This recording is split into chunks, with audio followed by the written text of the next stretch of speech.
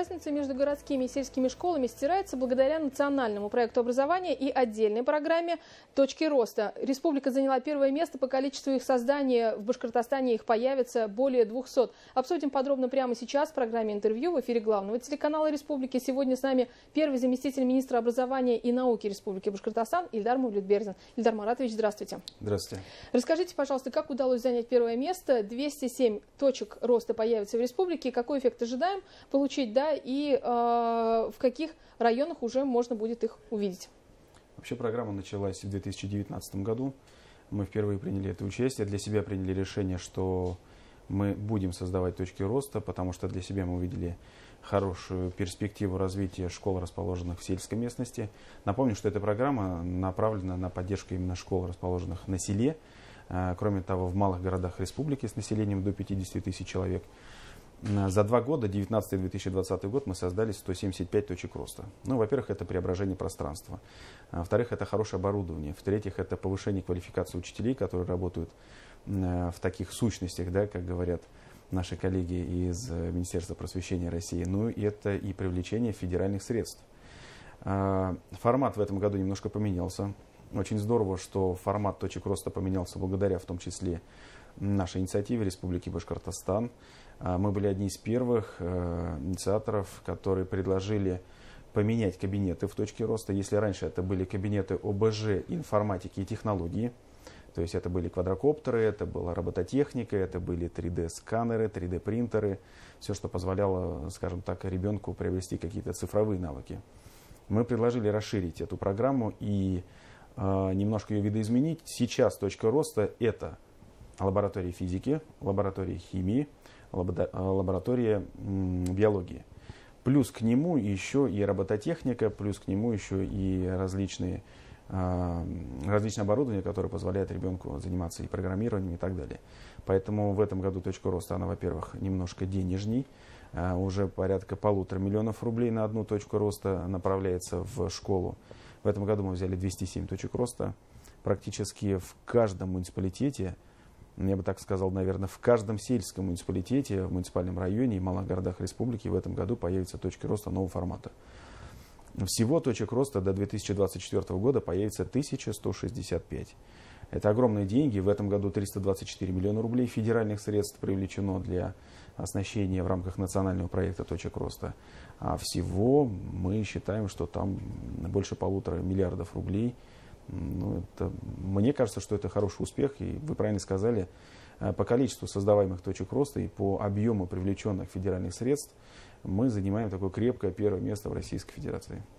Ильдар Маратович, есть мнение, что дети, которые выросли в селах, они выбирают в дальнейшем профессии, которые они видят вот на глазах. Да? Точки роста направлены на то, чтобы дать большой ассортимент, большой выбор этих профессий. Вот как происходит эта трансформация? Ну, вы действительно правильно говорите о том, что ребенок, когда прикасается с теми же квадрокоптерами, с теми же оборудованием по программированию, у него больше появляется технический интерес. Программы рассчитаны с учетом того, что учитывают индивидуальные особенности ребенка. Это новая траектория ребенка, и, соответственно, мы видим, что у детей проявляется больше интерес к техническим специальностям. Это же достаточно очень легко прослеживается. Мы за 2 года мы посмотрели, мы же видим, что на ЕГЭ больше ребят стали выбирать математику профильную, а в этом году это один из самых популярных предметов.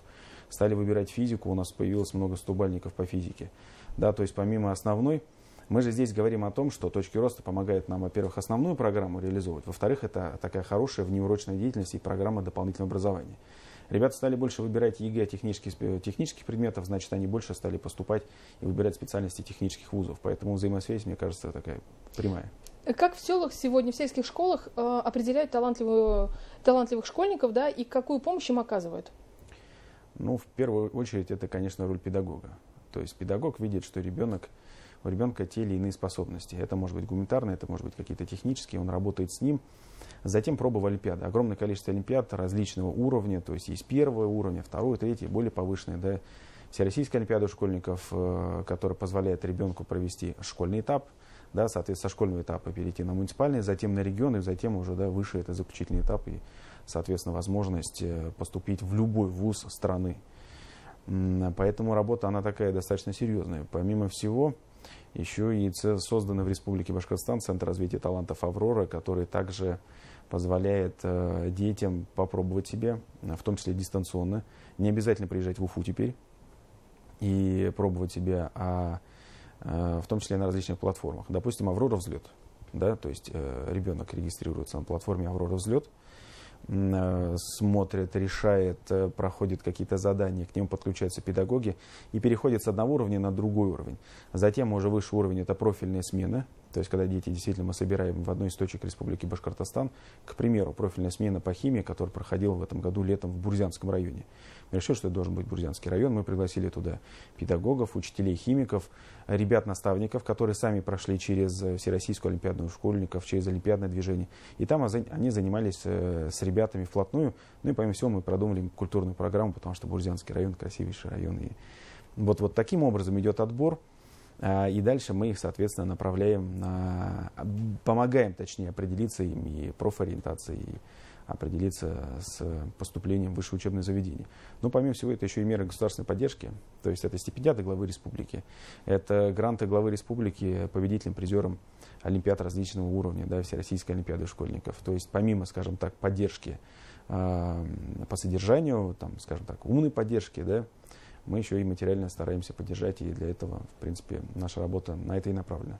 Как вы оцениваете ситуацию с кадрами? Все-таки на преподавателей ложится очень большая и нагрузка, и роль в том, чтобы помогать талантливым ребятам. Здесь скажу так, что все эти проекты, которые у нас реализуются, они получают хорошую поддержку со стороны Министерства просвещения Российской Федерации. То есть есть четкое понимание того, что мы не просто должны передать оборудование, то есть закупить и передать оборудование в школу. Мы должны работать с педагогами, поэтому, ну, скажем так, пакет оборудования и пакет повышения квалификации. Определяется список учителей, все они проходят повышение квалификации в точках, определенных Министерством просвещения России. В прошлом году, кстати, мы по УБЖ, допустим, собирали преподавателей с нашего Приволжского федерального округа здесь, в Республике Башкортостан, на базе нашего детского технопарка. Это может быть Екатеринбург, это может быть Казань, это может быть Москва. Плюс дистанционная поддержка. Нам дается методика и дается весь комплект методических материалов. Учитель не придумывает сейчас сам, каким образом. Ну, понятно, что для творчества, конечно, есть пространство, но в основном это вот такое достаточно жестко регламентированное рабочие программы по предметам, которые заходят в национальный проект. И учителю немножко облегчает эта жизнь, потому что есть канва, и можно уже от нее там что-то новое придумывать. Ну, а если говорить по работе с одаренными детьми, то здесь нам в помощь федеральный «Сириус», фонд «Талант и успех». Сотни педагогов наших республики проходят и профильные смены, и тематические смены на базе «Сириус». И при том, что вот буквально у нас недавно была руководитель фонда «Талант и успех», она прямо говорит, что Башкортостан один из лидеров по количеству учителей, которые не только проходят там повышение квалификации, но еще и сами участвуют в этих профильных сменах и сами преподают ребятам со всех уголков нашей страны. Давайте еще обсудим дошкольное образование, точнее дошкольную программу «Сертификат», да, когда родители могут отводить ребенка в коммерческий детский садик, но при этом они получают субсидию от республики, и вот эта разница как раз перечисляется предпринимателям, а родители платят, по сути, по цене муниципального детского садика. В Стерлитамаке и в Уфе сегодня есть эта программа. Насколько она эффективна, как вы ее оцениваете, да, и какие отклики вы слышите как от предпринимателей, владельцев садиков, и плюс от родителей? Ну, наверное, хорошим доказательством эффективности любой программы служат, во-первых, отзывы родителей, отзывы самих предпринимателей, вы правильно говорите. Да. Можно сказать о том, что сейчас есть количество частных детских садов, которые имеют лицензию на осуществление образовательной деятельности. Я сейчас акцентирую это внимание на то, что это те садики, которые отвечают абсолютно всем требованиям. Если у нас их было 27, то сейчас у нас их 47. Да, то есть эффект есть. Частные детские сады, негосударственный сектор чувствует поддержку, причем поддержка материальная, финансовая. И, соответственно, у них есть уверенность в завтрашнем дне, и они выходят на лицензирование, получают всю разрешительную документацию и работают. Проект был инициирован в 2019 году, был поддержан главой Республики Башкортостан Ради Фаричем Хабировым. Он сказал, что давайте мы попробуем на пилот на городе Стерлитамак, и потом будем делать промежуточные выводы, и потом будем смотреть, как тиражировать его дальше.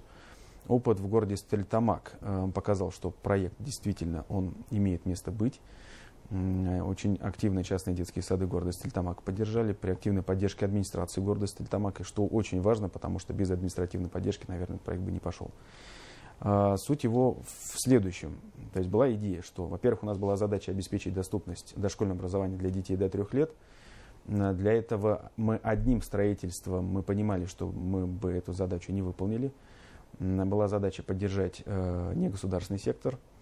При всем при этом мы понимали, что при той стоимости за одного ребенка в месяц родитель, в принципе, не особо сильно хотел, да, в частный детский сад. А если все-таки родитель и ребенок, точнее, посещал частный детский сад, то как только появлялось место в муниципальном детском саду, ему давали путевку, он сразу же уходил оттуда в муниципальный детский сад. Мы уравняли их позиции. То есть сейчас в частном детском саду, который работает по проекту «Сертификат дошкольного образования», плата приравнена к муниципальной. Для родителей это интерес. Для родителей это интерес, потому что он не переплачивает. Государство здесь доплачивает 6 тысяч рублей частному детскому саду, плюс условно 3 тысячи рублей, да, среднюю возьму плату. 3 тысячи рублей дает родитель. Соответственно, есть уверенность в завтрашнем дне, потому что это гарантированно, ребенок будет ходить к тебе в этот детский садик. Отдел образования дает путевку в муниципальный детский садик. То есть это не просто я пришел в частный детский сад и сказал, я хочу участвовать в сертификате. Нет. Ты обращаешься в отдел образования, заявляешь о том, что я хочу в частный детский сад, который рядом со мной. А мы смотрим по реестру, да, есть частный детский сад, действительно имеет лицензию, в нашем проекте участвует, ему дается путевка. Это все регистрируется в электронной очереди для поступления, для зачисления в детский сад. Да, ребенок снимается с актуальной очереди, зачисляется в частный детский сад, и ребенок ходит туда, и мы видим, что проект действительно успешный. В прошлом году это Уфа, действительно добавился Уфа, у нас сейчас 2000 сертификатов, то есть некий план, мы должны выдать 2000 сертификатов, и этот проект обеспечен финансированием, что тоже немаловажно, заложен в бюджете Республики Башкортостан, и мы в этом году еще ожидаем город Нефтекамск. Да, то есть третий город, в котором тоже есть негосударственный сектор дошкольного образования, и Нефтекамск там будем смотреть в конце года, насколько реализуется в новом городе. По итогам будем думать по поводу дальнейшего масштабирования этого проекта. И эффективность оценили на федеральном уровне, на заседании Госсовета. В этом году уже также получила хорошие оценки, только к вашим словам это добавлю. Спасибо большое, Ильдар Маратович. Сегодня гостем программы «Интервью» в эфире главного телеканала Республики был первый заместитель министра образования и науки Республики Башкортостан Ильдар Мавлетбердин. Мы говорили о развитии образования. Не переключайтесь, оставайтесь вместе с нами.